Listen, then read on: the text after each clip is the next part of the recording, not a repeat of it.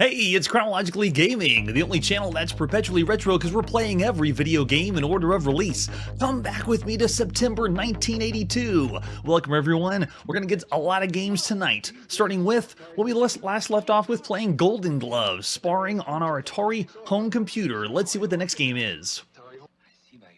We're now on the Commodore VIC-20, and this is Grave Robbers. Grave Robbers is also found on the Commodore 64, so I'm kind of lumping them together because a lot of the artwork for the VIC-20 doesn't exist, but the Commodore 64 does. Let's take a look at the box. Grave Robbers. So you can see it's the Commodore 64 box, and this was the box that was in the United Kingdom by Rabbit Software. I love the artwork because it reminds me of computer games. Most of the computer game boxes look like something I did in my bedroom, and this is exactly what it is to me. And this is the original or first one. You can see it says Commodore 64 and VIC-20. This is by Victory Software. It's the same game though. This one's very boring though. I would prefer this. Looks pretty cool. It also looks scary and almost horror-esque. Flip it over the back and it just tells us about Rabbit Software and know any programmers that want to join Rabbit Software, but nothing about the game. There's the cassette tape. We're going to pop in to play some Grave Robbers. And again, it says Commodore 64 because you can find more of that rather than the VIC-20. Both of them look pretty much the same. You can tell by the artwork, though, it's high-res graphics. Let's pop in and play Grave Robbers by Bruce T. Robinson. Victory Software first, then Rabbit Software in the beginning of September 1982. So this is the very first one. We start off in the Diamond Cemetery. There is no title. It just goes right into the game. This is it. It is a graphic adventure game. This was also re-released in 1991, I believe. So first you want to do is tell yourself, what kind of text parser does this use? Let's say if we want to say look. Does look work? No, look does not work. What about INV for inventory? Oh, we do have inventory. Dynamite, matches, radio, a sandwich in foil. If they're being specific about foil, maybe we got to do something with that. All right, so let's look again. And it still doesn't work. Okay, so let's go ahead and head north because it says the exit is north. And it says, huh? So that's the kind of text parser we're working with. N does not register. You can't say N to go north. And you also need to understand that the exit's north, but there's a gate in the way. So let's open the gate. There we go. And now can we go in north? Huh? No, it doesn't understand that. What about N-O-R-T-H, north? Huh? It doesn't understand that either. The text parser is so rudimentary, you have to say go north. Oh, creepy. I like the sound effects, though. The lightning, that's pretty cool. All right, so let's go again. Go north. Beware of dog. All right, sounds good. All right, let's go ahead and go... That's really cool, though. It's a graphic adventure game that has some animation that's happening on the screen. It's not just a single picture. I was expecting from the screenshot it would be something solid. All right, so let's go north again. Keep out. And it's flashing something in the background. I can't make out what it is. All right, so now we're going to unwrap our sandwich. What happened? Oh, it cut it off when the lightning strikes? That's not fair. It's going to say, huh. Yeah, it doesn't understand. Unwrap sandwich. What? It doesn't understand that. Okay, unwrap, then. I can't do that. Unwrap sand... No, it doesn't do the command. Oh my gosh, I don't believe it. So even if we want to do something that I know the game needs to have from the walkthrough, it won't let me do it. I can't believe it. Yeah, no, we should be turning the lights off to play this game. Very, very creepy, scary. Now remember, all these games are brand new, so we're playing them brand new in September 1982. The presentation's pretty cool for a graphic adventure game. Anything that has any effects like this, better than a solid screenshot's pretty nice. But the text parser, I don't think I can get past that. It's not the best. We played plenty of other text adventure games out, or graphic adventure games out there. All right, let's try it again. Unwrap sand. Oh, so it cuts off. Wow, it cuts off so you can't do it. Okay, so let's try use. Sandwich. I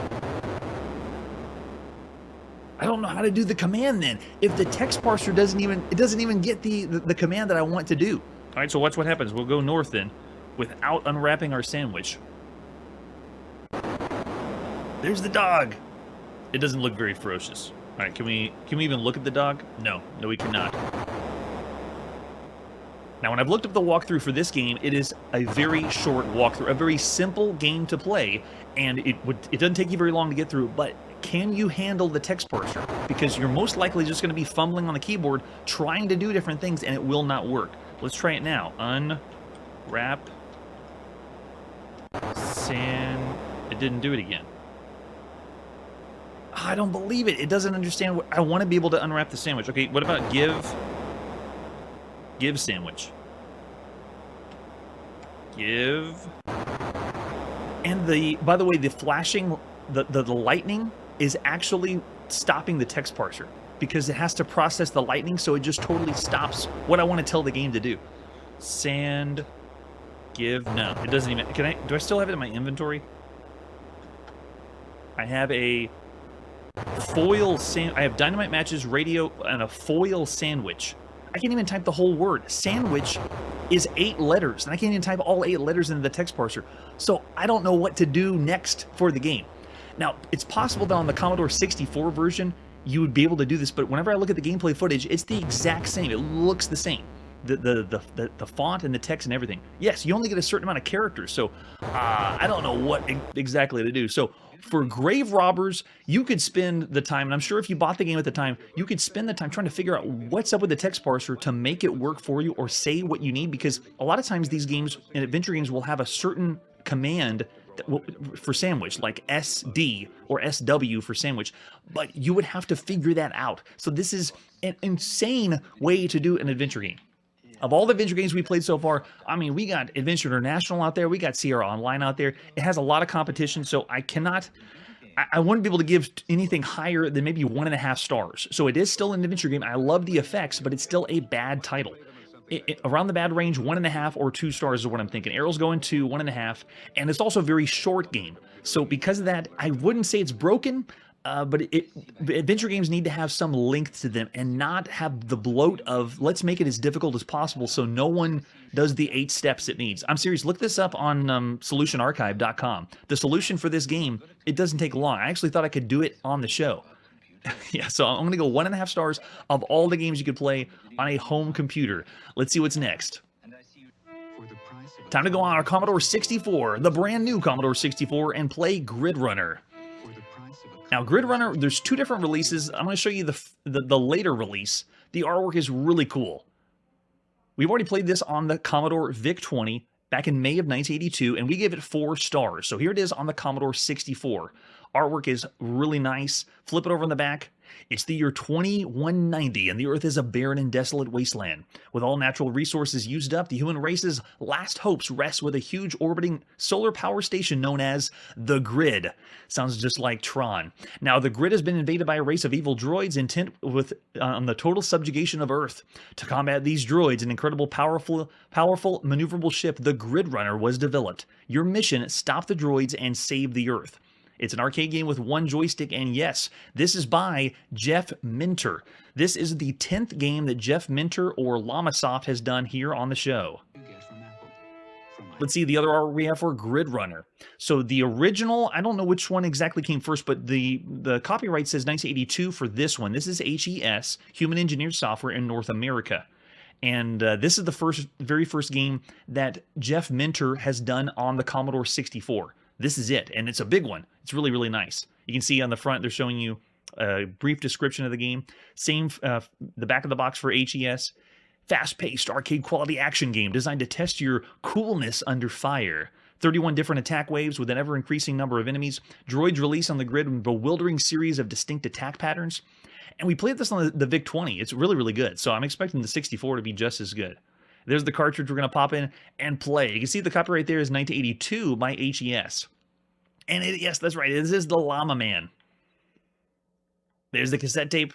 We're going to be playing the first one. You could also do a little bit later in 1983 and get the cartridge version.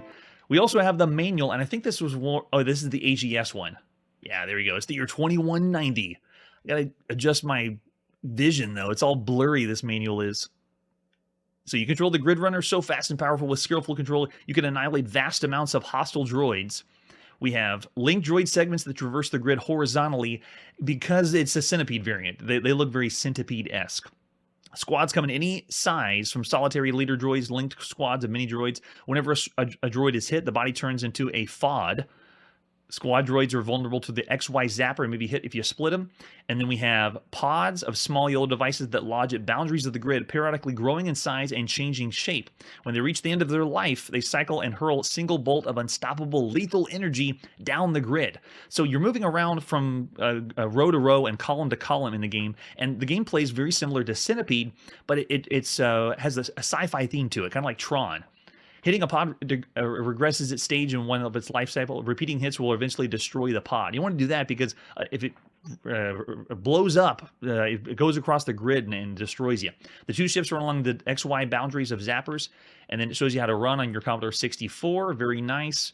How do you control it? You freely use your joystick, all 7 lines of the grid. I don't think you can have the whole range of it because it's like Centipede. You only do the bottom of the screen that you have control of.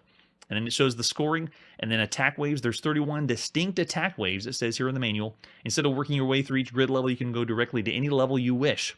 At the beginning, you do grid 1 is shown, push the joystick forward, and you can pick the levels. So cool. It gives us some strategies here, and don't panic. It's a very fast-paced game. Don't let the speed intimidate you. Good players will be looking for scores over 150,000 points. Yeah, probably not going to happen here. We'll see. We'll see if we pop in and play some Gridrunner. This is Jeff Minter. The beginning of September 1982. Llamasoft. On your Commodore 64, make sure you got this plugged into the other port or it will not work. We got a cracked version to play some Gridrunner. There you go. Yes, and a trainer that comes with it too. Pretty cool. Unlimited lives. Yeah, we'll say yes, and go. Oh, there it is. Enter the level you want and then press the fire button. So let's go ahead and do level 1 and fire. Let's do it. Now this one went way too loud, so let me switch it up for us. There we go. Oh, sweet. So we got the port in the right spot in our Commodore 64. It looks slightly better than the Commodore VIC-20. Plays about the same, though. It's Centipede, but it's like a sci-fi themed Centipede. Oh, man, the presentation is awesome. How you fly in there. And you have different lasers around the outside that time their laser shots to blow you up. So if you see them going around the outside, they are randomly making an electric field goes across the screen. I'm dying a lot because it is a very difficult game. It is fast-paced, like they described in the manual. And there at the top of the screen, which looks like the Centipede, is what you're going to be blowing up. Gosh, so tricky. Oh yeah, the sound sounds really good. I know we were kind of cheating with the cracked sound effects coming through from when we first booted the game up, so try to ignore those because you wouldn't experience those in September 1982. But man, the sound is so good. You gotta be aware of everything around the outside. And then there's the yellow pod they were talking about from before. You gotta watch out for the ship on the left side is gonna shoot shots straight across, and then the lightning bolts come down every now and then. Oh, we almost got it. Oh man, they almost did that one. Yeah, there we go. And then whenever you clear away the quote-unquote centipede, then you go on to the stage 2.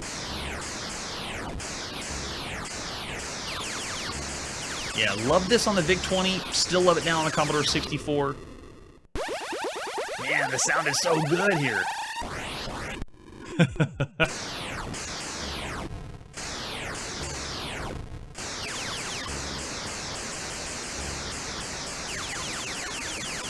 And just like in Centipede, you can hold down the fire button and continue to fire excessively. So it auto-fires pretty much.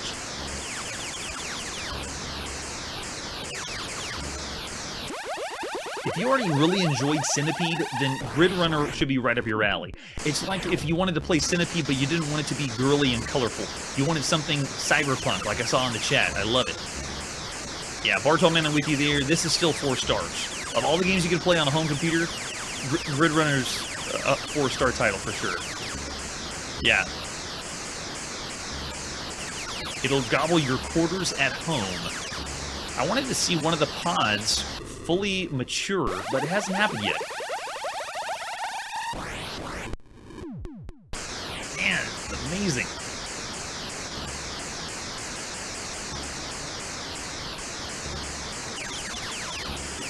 And really clever use of programming, too, because Jeff Mentor essentially did kind of like tile-based programming because they're using the grid to move around.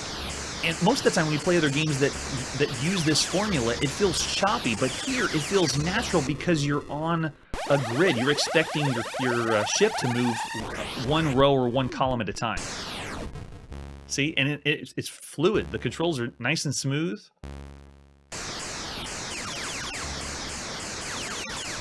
It feels like if we got rid of the grid, it would feel like it was jerkier controls. But it helps line up where enemies are going to come. So cool. No, we haven't heard some really good music from the Commodore 64 yet. This, I would say, is the best sounding Commodore 64 game so far. Sound effects, this is the best sound effects. All right, so just like the VIC-20, I would say 4 stars. What would you give Gridrunner of all the games we could play right now on a home computer? It's awesome. Gridrunner is so good. I already saw a few 4 stars out there. We're going to say 4 stars as well. If you wanted to, you could nudge it a little bit up from 4 stars compared to the VIC-20, but it's still fantastic. All right, let's see what the next game is. Back on the Commodore VIC-20, here's Ground Attack. Ground Attack is another one of the games pack of the VIC-20. This is by Melbourne House, so bear in mind, it's 5 games on 1 cassette, and this is just one of those games. Be prepared. Let's pop in Ground Attack. This is by Clifford Ramshaw, the beginning of September 1982. Oh my goodness, the draw-in. No way. Now, first of all, joystick does not work. It did not work at all. I have to do keyboard, so here we go. All right, W makes me go up. I don't believe this. This is a scramble variant, but we are not playing scramble like you would expect. It is not scrolling. Did it just crash after the game was over? I think after we died, it just... Yes! Oh my gosh, it just crashed. Okay, here. Just run it again.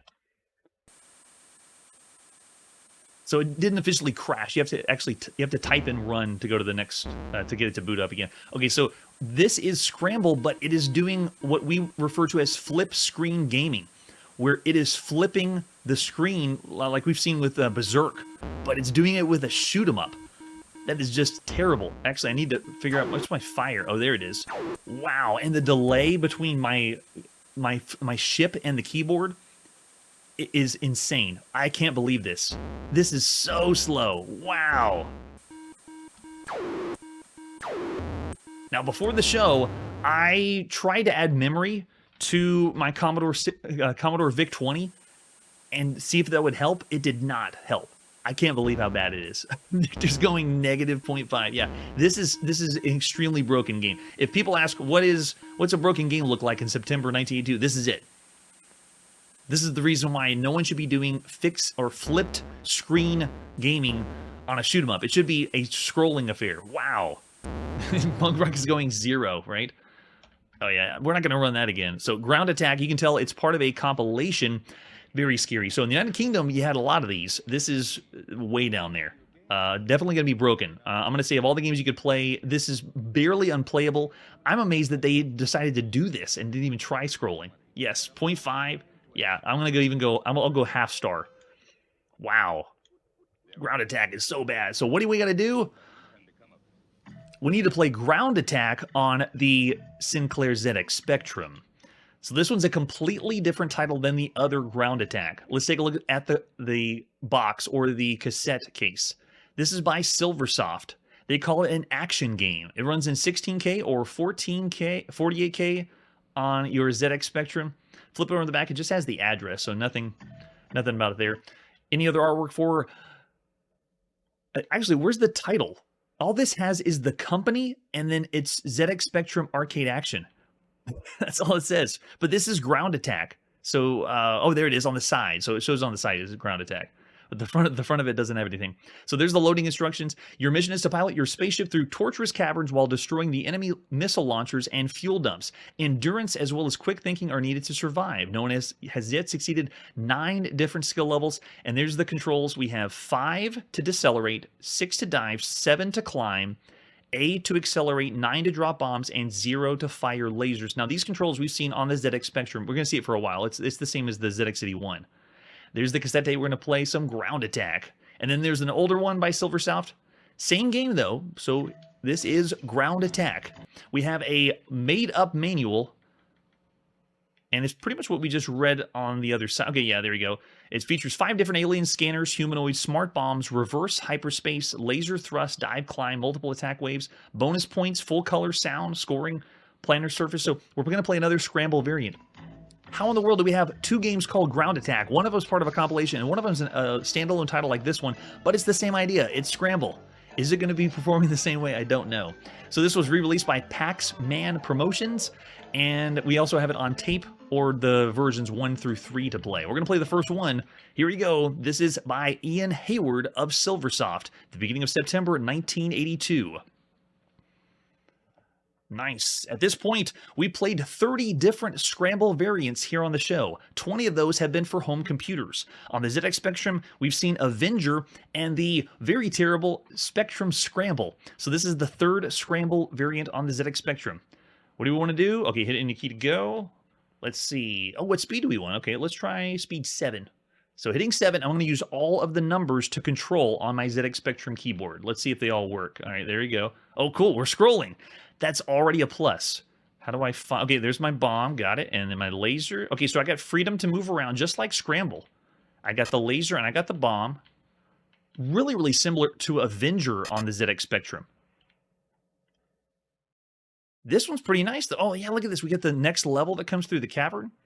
Got to make sure we get the fuel. Where is it displaying my fuel? Because whenever you play Scramble, this fuel is kind of like timer, letting you know that you need to pick some up or you're going to die. Your ship's going to blow up. But I don't see it. We move on to Zone C. Very cool. So it has levels just like in the arcade. It feels like we're pushing the ZX Spectrum too hard. Notice the scroll.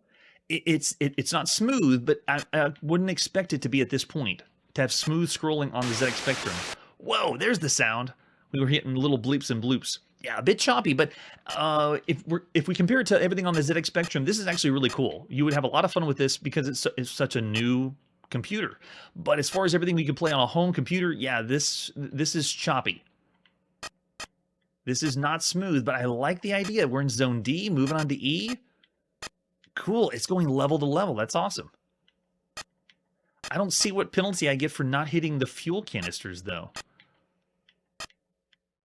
I haven't died yet. And I get a little wiggle room to move around. That's nice. Okay, I hit one of the fuel. We're on to Zone F. Oh, yeah, don't hit the sides. Oh, and don't get blown up by missiles. I think I've already had my game over. Yeah, I know the surface-to-air missiles is pretty cool. And there we go. So that's the game over already. I like that we went from zone to zone. I give that the notch over the other one we had played called Avenger, but I'd still say of all the games you could play on a home computer, this one's a bad title. If it was ZX Spectrum, I'd say this one's about a 4-star, maybe 3.5, 4-star game for everything on the ZX Spectrum. But home computers, there's so many Scramble variants out there, really, really good ones that you could be playing. Yeah, Errol's going 2 stars. I'm thinking around the same 2 stars. It's a bad title, but best of the bad. Yeah, Joshua's also going 2 stars. Barto's going 3.5. Very generous. I got to be a ZX Spectrum fan then. Yeah, and it does look like a vacuum fluorescent tabletop, Ken. Yeah. For the handhelds. Yeah, we'll still say 2 stars of everything you can play right now on a home computer. It's too bad, though. It's pushing. The ZX Spectrum is pushing. All right, let's see what the next one is. We're still on our ZX Spectrum, and this is Ground Force Zero. Let's check it out, starting with the box. Ground Force Zero. Let's blow some stuff up. Looks like we're going to pilot a bomber. This is, again, 16K or 48K. Every game we've seen so far tonight, you could play on the 16K spectrum. Very nice. And nothing on the back. Do we have any other artwork for Ground Force Zero? This is by Titan. With all the ground forces available to you defeated, you have been ordered to make a new air attack on the city. The city is New York. We're going to go blow up New York. Okay.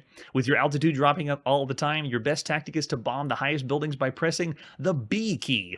However, it's always wise to bomb as often as possible. Any collision with a building, burning, or solid will result in your fatality. This is describing a Blitz variant video game.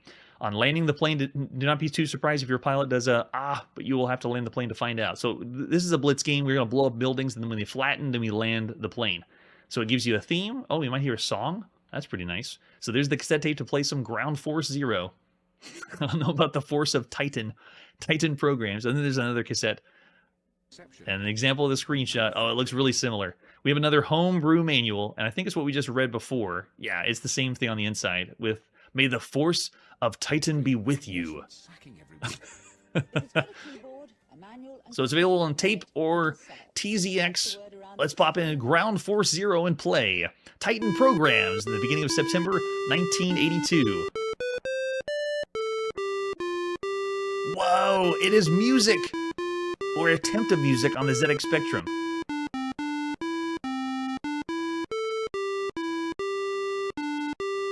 Ladies and gentlemen, this is the first song we've ever heard on the ZX Spectrum. And they're just messing with the notes, so it's not a true song. I still love it, though. All right, so let's go ahead and do level. I'll do level 5. This shouldn't take too long. You got to make sure you hold down the key a little bit before it recognizes it. So this looks like the other Blitz variants we played on the show. This one is the 13th Blitz variant we played so far. You could also call these one-button games because the one button is B. There you go. And you drop the bomb. Can I drop multiple ones? No. I can drop one at a time. And the way the Blitz games work, it's very similar to Blitz we played in the arcade. You drop the bombs, you flatten them, flatten the buildings, and then, there we go, time it, right? Because the plane's going slowly lower and lower, and so you need to get these buildings down. Of everything you play on a home computer, though, this one looks similar, but the music in the front and the presentation, this very well might be one of the best Blitz variant games you could play on the home computer. Yeah, Canyon Bomber's another one we saw in the arcades, too. This doesn't look good. And if you are good enough to flatten all the buildings, we are not going to be this time, then you'll have a nice runway for your plane to come down. Yeah, see right there? That's pretty cool. Seeing the plane destroy. Previous score made it to level 5, so we can do a lower one. Let's do level 2. It's going to have lower buildings, I bet. Yeah. So you get the idea. It's another Blitz game. With a one-button game, it's something so simple, it works really well, and you'd have a good time for it on the ZX Spectrum. But there's other ones we played on home computers, and there's other ones that you could be having a more fun time on a home computer with. Yeah, that's... No problem, Curtis. You can go back and forth. Hopefully it restreams, switching it so everyone can see the chat for everyone. All right, so Ken's already thrown out 2 stars of everything you can play on a home computer. Man, if I was saying just ZX Spectrum, though, I'd still say above average 3.5 maybe, because it's a one-button game. It's very simple, but you'd have fun with it. So Curtis is going 2, maybe 2.5 of everything on a home computer. Charlie's going 2.5 too. Errol's going to bump Gridrunner up. Okay, nice. So Ground Force Zero is, I would still say, a bad title. There's better ones that we could be playing out there. I'll say 2 stars of everything so far on home computers across the gamut. Let's see what's next. It's time to go to the Atari VCS and play Guardian. Another one by Apollo. Here's the box for Guardian. Well done, Apollo. I think their artwork's getting better and better. This one is the 6th Apollo game that we played here on the show. 6th one to come out on the Atari VCS. We flip it over. Wait a second. Is that the Millennium Falcon? They keep sneaking in spaceships from Star Wars and Star Trek. So cool. Flip it over on the back, and we got the Androsian starship hovers out of range of your lasers. If her thermomolecular bombs can penetrate through the force field that protects the 3 lush green planets of your galaxy, it will blast them into cosmic dust. You order your laser commanders to destroy the bombs dropped by the starship. It's your only chance. 34 variations, and hey, paddle controllers. Cool. I love paddle controllers. Any other artwork we have for Guardian? We have the grungy and the clean, the messy and the cleaned up. Same thing with the back of the box. Give me your tired and worn out boxes. There's the cartridge for Apollo. Guardian's, Apollo's Guardian. With a reconstructed box and an example of the screenshot. Yeah, paddle games are always a plus. Here's the manual for Guardian.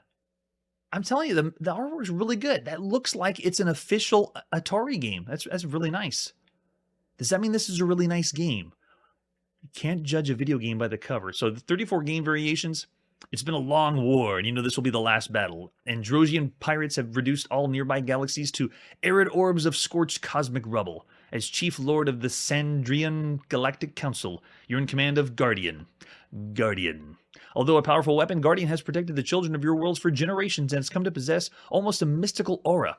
You're scanning a monitor on Apollo, your chief planet, staring at the image of a gigantic Androsian strategic ship, Andromeda. Man, the lore! Way to go, Apollo. They're going all out. And then the setup is you're played, this is a 1 or 2 player game, and you're both able to use paddle controls.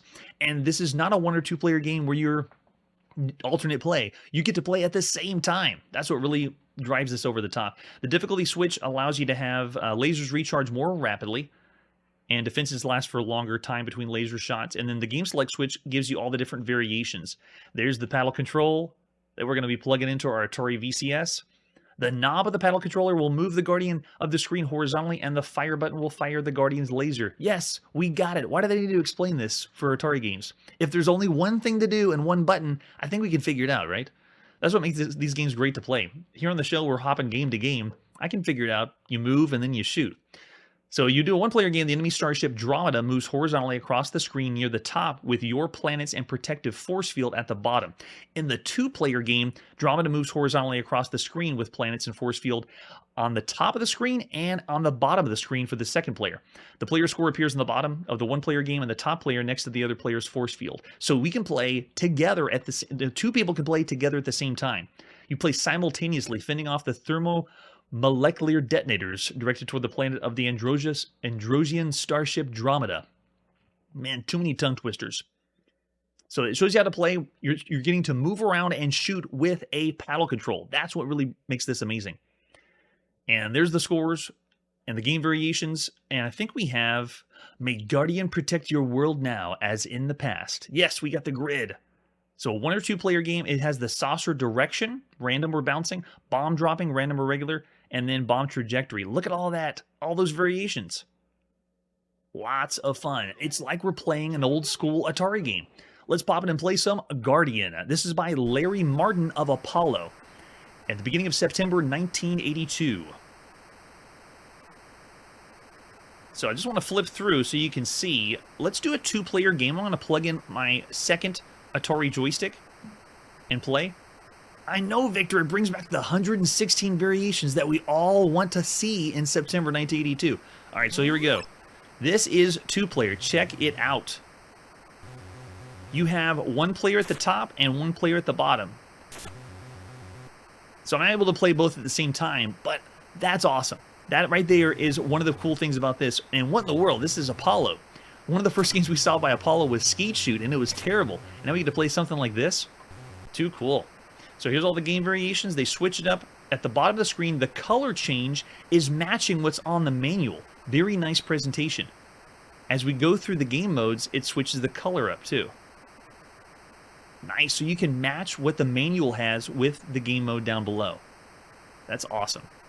So many game variations. Okay, I'm going to go back to the first one so you can see just the base game and how it works. Wow. Wait, 34. Yeah, there it is. Gosh, so many. Okay, we're reset. Now we're in for real. Paddle controls and shooting brings to mind Demons to Diamonds that we've already seen.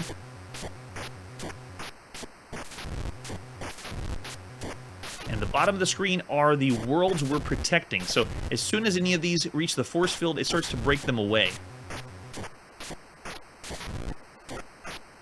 Usually when we play a 2-player simultaneous video game, it's what I like to refer to as a dual shooter, where you're competing against someone else to destroy them. But this one doesn't have that. It's both players protecting or working cooperatively. Very nice touch. Gameplay, though, it doesn't feel super smooth. It felt smoother when I was playing something like Super Breakout. So the paddle controls, I wonder if Apollo, like, it doesn't feel, it feels like there's some gravity to my movement.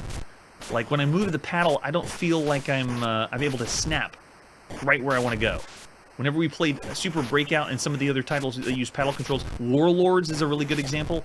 Warlords on the Atari VCS feel really smooth. This one doesn't feel as smooth as that. I wonder if most of the power went into programming the second player. And you see it slowly whittling away. Oh no. Yes. Don't destroy my home planet.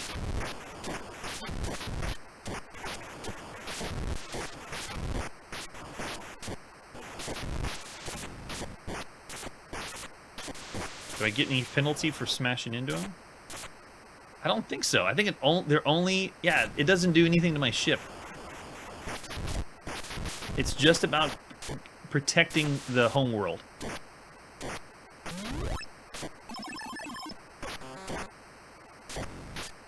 Yeah, it looks that way, but I don't think you can. Everywhere on the instructions, and when I try to play it with a joystick, it doesn't work. Unless someone later mods it or changes it to play with a joystick.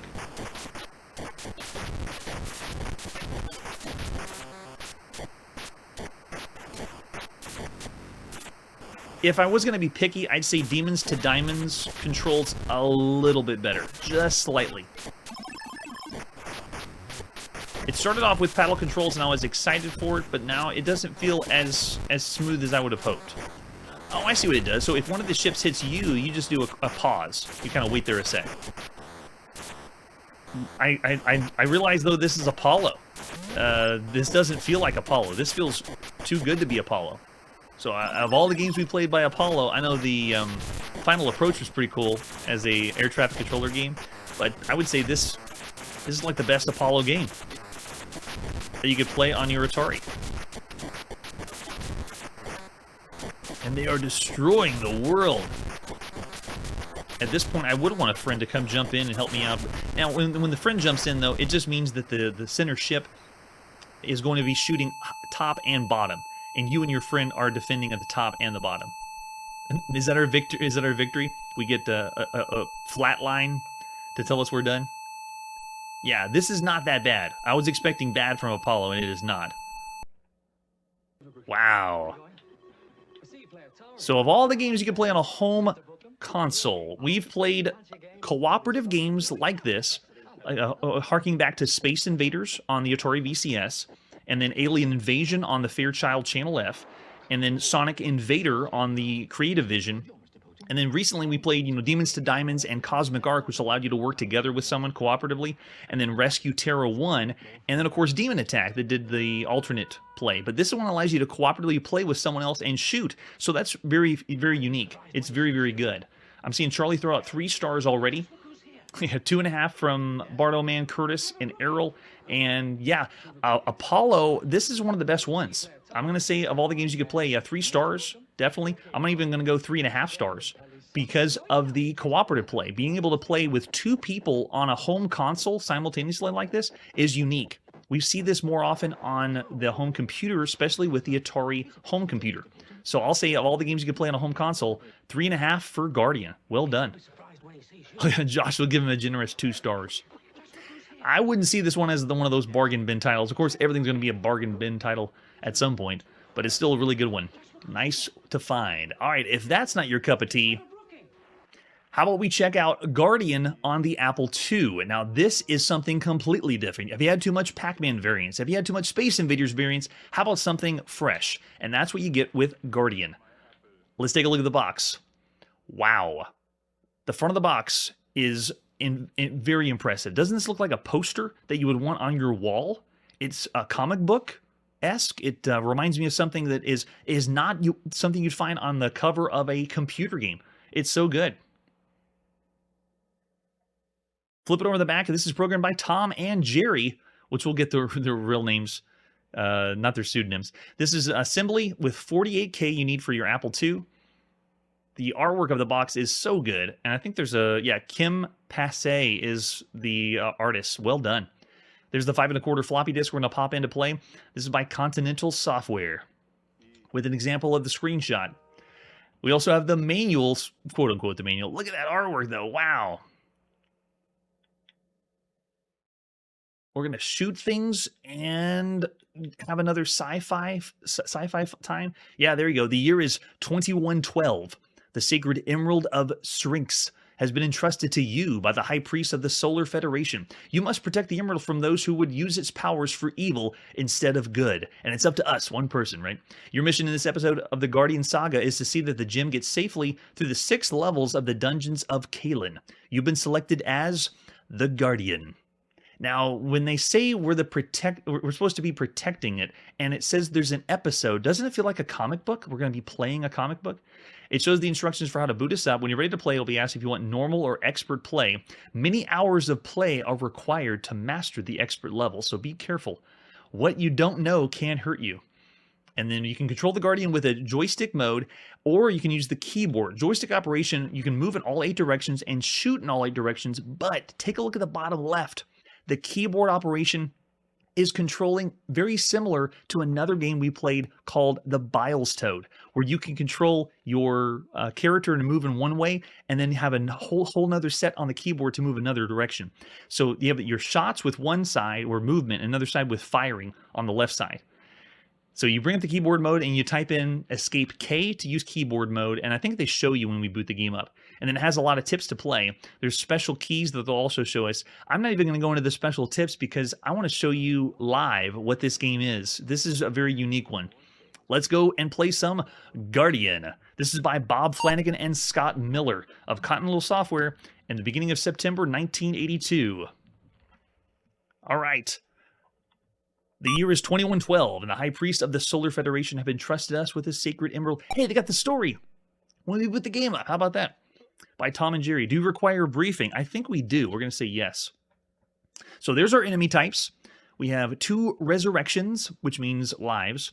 Our joystick has button 0 for firing, and the keyboard controls are there. We have S to aim, and then K to stop. And then we can go back and forth between keyboard and joystick, and then it shows even the hotkeys right here above my shoulder. Maybe it is, Curtis. That'd be awesome. All right, so we can go escape. Oh, S. Or am I missing the... escape K?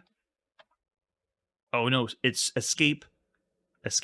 There we go. And then expert or normal play. We're going to go with normal play and then hit escape to start the game. So I'm going to be using keyboard controls because I want to be able to do both at the same time and hopefully explain what this game is. Here we go. Entering Sector 6. The walls right now are harmless. So we're playing now. In the center of the screen, I can move around. Oh, I need to go escape K. There we go. Now I can move. Okay, so this is me aiming my character in the center of the screen. I got 8 different directions I can aim, and he just sits there. And then when you want to move, you can move your character with the opposite side. So I'm moving around. I can move in 8 different directions. Now, all the enemies are just patrolling around the outer perimeter. See, they're just making a circle around. As soon as I make a shot, they crowd on my position. Ready, set, go. And now they are coming at me, and I have to make myself to the escape in the top right that just appeared when I fired the first shot. The enemies also crowd you after a certain amount of time. So if you sit there too long, they'll eventually all come at you. So you have to work out a strategy to... You can see the timer going down also. You have to work out a strategy to destroy all the enemies or make your way to the exit the best possible way. So let's try a different strategy this time. Walls don't hurt us, so let's start here. And this time I'm going to go and fire at this guy. And then fire at this guy. What? Oh, he takes 2 hits. So there's different enemy types too. Attempting resurrection again. Resurrection successful. So in a way, it's similar to Berserk, but there is no frantic movement. It's more like a proto-tactical shooter, if that's the best way to describe it. Going for the first one there. Okay, we got him this time. Okay, and then see how they move the exit? So the exit's going to change, and I got to make my way around. Oh, he got me. That one grabbed hold of my head that time.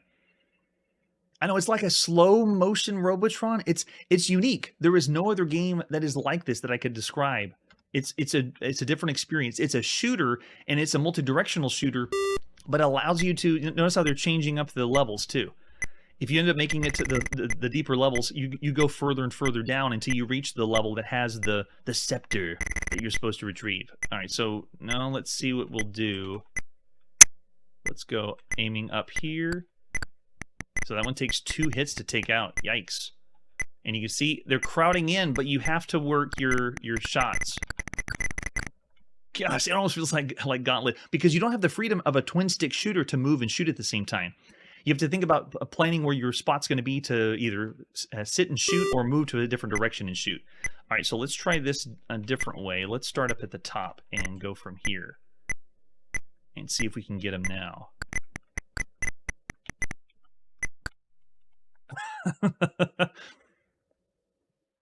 And if you go with joystick controls, it's the same idea, but you cannot move and shoot at the same time. Oh yeah, I love that too, Curtis. Yeah, notice how we have a Robotron sprite and a Space Invader sprite? Oh, I just ran into an enemy and you die. So while the walls don't hurt you, the enemies do. You gotta watch out for them. Oh, Ubicore. Yeah, we haven't seen that one yet, but good point. It is like that. I think the original Cloak and Dagger, wasn't that a twin-stick shooter like Robotron 2084?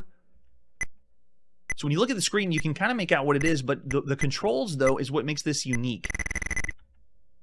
We've played Berserk clones where you would sit in one spot and you cannot move until you shoot, and this is like that. And you can see we have a different maze. Let's try it again, and let's go with this way. Fire at him. Fire at him. What in the world? They can go through the walls. I didn't know. We got to make it through at least one exit. And I love the idea of attempting resurrection. Let's try it again. Place your bets now. Oh, we got the exit. Go, go, go. Yes, entering sector 5. And you work your way down. 6, 5, 4, 3, 2, 1 until you can get to the right spot. So you don't know where the exit is going to be. That one happens randomly.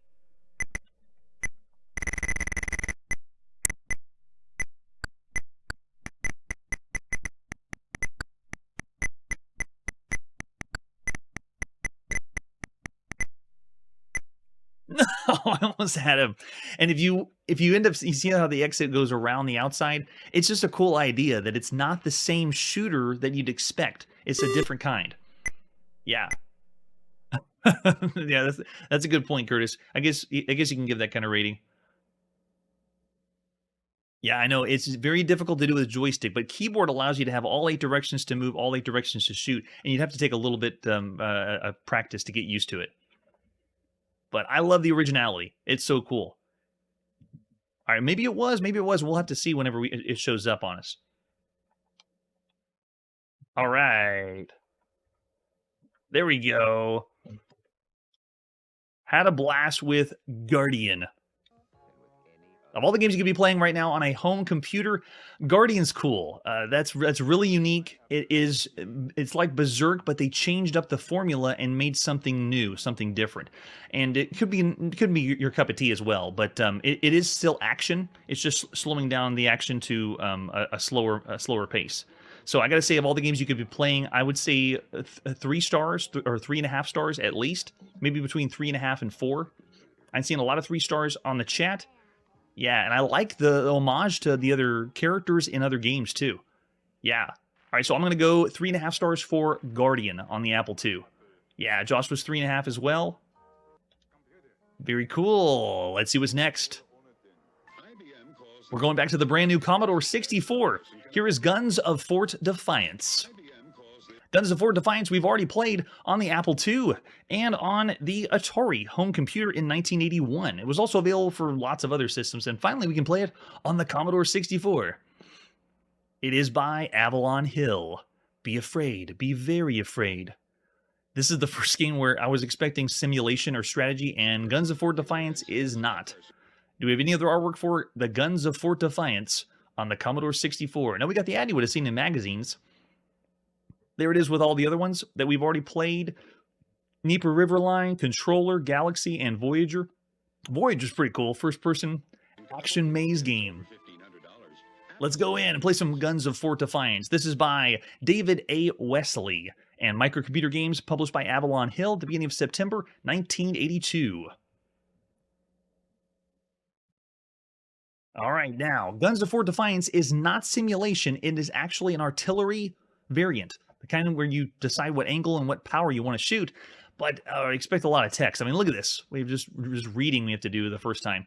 Fort Defiance is a half-built stockade, and it gives you the history because it's during the War of 1812. And the enemy can attack you. It's coming in constantly for you to play. So we're going to go into briefing so you can see what this is like. From your position in the watchtower, you can see the attack starting, and you tell your troops what to do. And your troop is just one gun. You shout the warning from your men to the gun below. So the men down below are responding to what you say. So it's a command parser. You have to tell them what projectile to use, like the ball, canister, double canister, shell, or spherical case. And then when orders have been heard, they'll be replaced by your selection. Next, you're firing a spherical case. You'll have to set the fuse. So they added a little bit of strategy in there. Then you set the elevation of the gun. And then after the elevation, you set the deflection. Did everyone get all that? All right, let's play. Handicap, 25 for your first game. Well, we're pros. We played this already 2 times here on the show, so we'll do 30. We'll up the ante. And what in the world happened? If you've seen this already on the show, this looks kind of like the Atari home computer, but man, Apple II actually had graphics. We're expected to believe that those are troops up there. That's what's coming from the top. All right, so what projectile do we want to load? We're going to go ahead and load let's do a spherical case. Oh, wait, P, sorry. Okay, to load the spherical case, what fuse do we want? Let's do a fuse of C. And then the elevation that we want, let's do an elevation of B. And then the deflection. Now, deflection, look at the top of the screen. There's a plus. You have to move the plus, there we go, to the left and right, and that's the deflection of the shot. Good night, though. This is worse than the Atari version of the game. I can't believe this is on the Commodore 64. It's even slower than the Apple II and slower than the Atari version, but the graphics, it's all imagination, and it's just the presentation's so bad. So we've already played from 1981 a better version of this one. So Avalon Hill just let us down, and then essentially you just you set those coordinates and then you fire and blow people up. But man, no, this is just terrible. Guns of Fort Defiance is a bad game. When we played this on the Apple II and the Atari, I even said that it was 2 stars bad because it was slower paced and it wasn't a very good artillery game.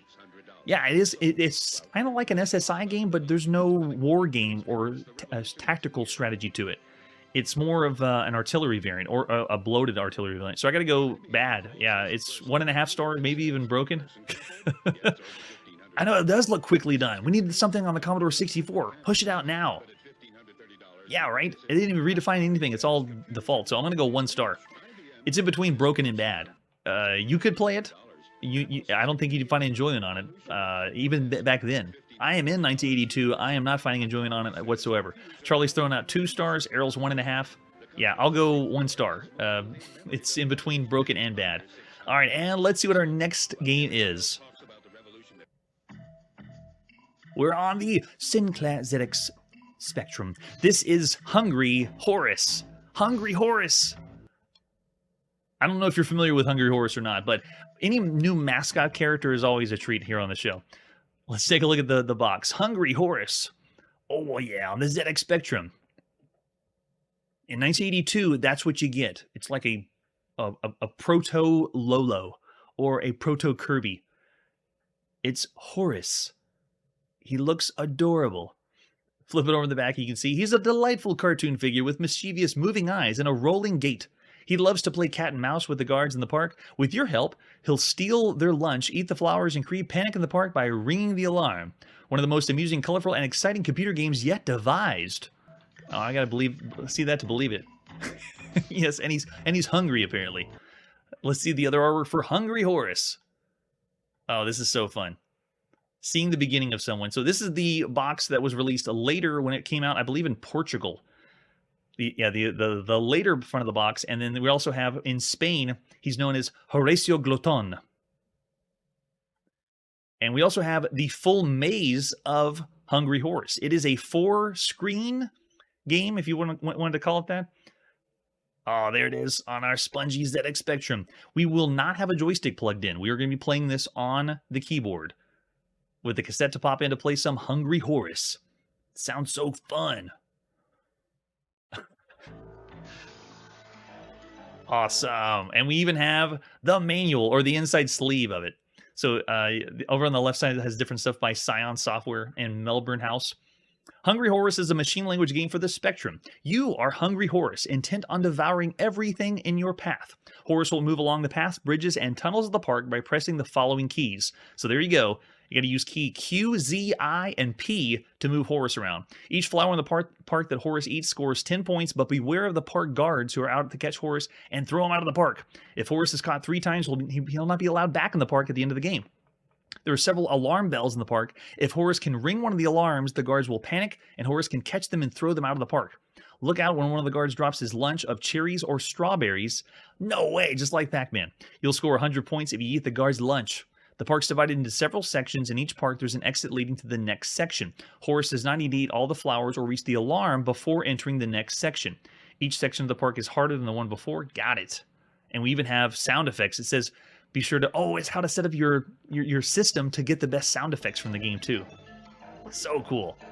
So this one's available in lots of releases and re-releases. The first one was done by Sinclair Research, and then later in 1983 on the Timex Sinclair 2068, they had Hungry Horace. And of course in Spain, like we said, by Investronica, it was Horacio Gloton on tape. Let's pop in that tape and play Hungry Horace. This is by William Tang of Scion Software or Beam Software. Yeah, there's the sound effects of the ZX Spectrum. I don't know, Joshua. We'll see when we play if he's a Pac-Man reject or not. All right, so it's doing the demo mode. There it is. That's Hungry Horace. We hear the sound effects, too. Very nice. I love it. The character that you see right here above my head was designed by Alfred Milgram. And the Horace character, just think of where we've come. The characters in video games used to be a pie, a Pac-Man pie, and now it's resembling like something else, something more quaint. I mean, look, even when he turns around, he's got a little booty that he shakes in the background. All right, so let's press any key to play. Any key to start. Let's go. All right, we're in. Yes, it is just like Pac-Man. The guard, man, it just screams the ZX Spectrum. With the color choice, let's go and pick up one of the ringing bells over here. Nah, awesome. And you take care of the guard. Oh, he just appears as another one. And they even have the tunnels and bridges. Let's move on to the next screen. So cool. So it is actually letting you move from screen to screen and not staying on the same screen as Pac-Man. Whoa, the screen's slowing down a little bit now that we got 2 guards. So this means I should be able to ring the bell and knock both of them out, right? Let's try it. Okay, pretty cool. Of all the games you can be playing on the ZX Spectrum, this one is tops. This one's so good. Oh, he dropped a cherry. We need to go get it. Let's move on to the next side. Oh, I think I can get that cherry. Let's go get it. Extra points. Love it. Uh-oh. And that's what you get for stealing the lunch. Let's see, pick up the last dot. Can we warp to the other side? Very nice, we can. He drops some strawberries. We'll take that. Move on to the next screen. Oh, yikes, it's only a one-way screen. Now, this game was packaged with some of the ZX Spectrum games. That's why it says Sinclair Research as the publisher. So most people, when they were first playing the ZX Spectrum, would have played Hungry Horace as their very first game. And I would have loved this. I mean, as far as all the games we played so far on the channel, Hungry Horace is doing something original. Because when you first glance at it, it looks like just another Pac-Man title. Oh, let's wipe them out. How long does this last? But Hungry Horace is doing what Berserk... Oh, we didn't have the time to do it. Most of the maze-style games went the Berserk route, where you would run from screen to screen and shoot things.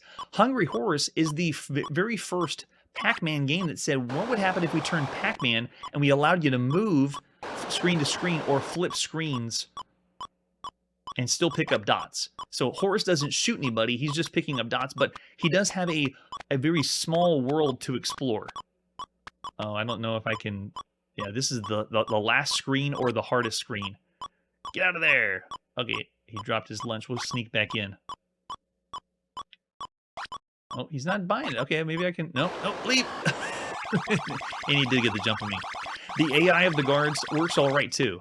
It's, it does pretty well.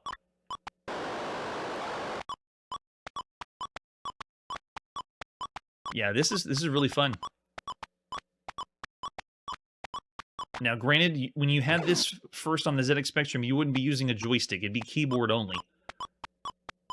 Awesome.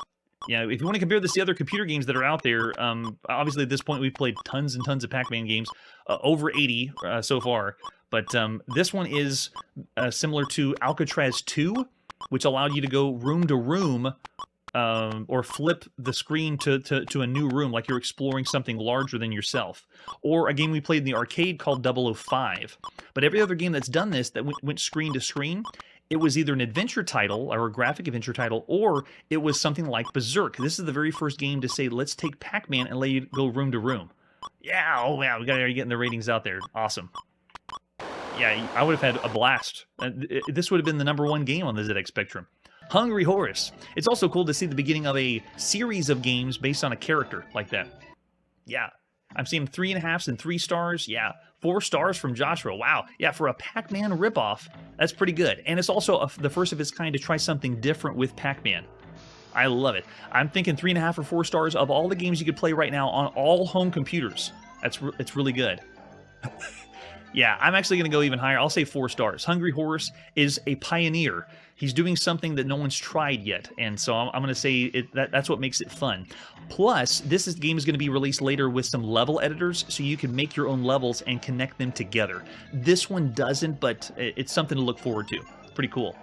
Yeah, on the Spectrum, oh, Errol's going down to 3 if it's all the home computers. Yeah. Spectrum, I'd say 5. This would be a 5-star game if it was only for the ZX Spectrums at this point.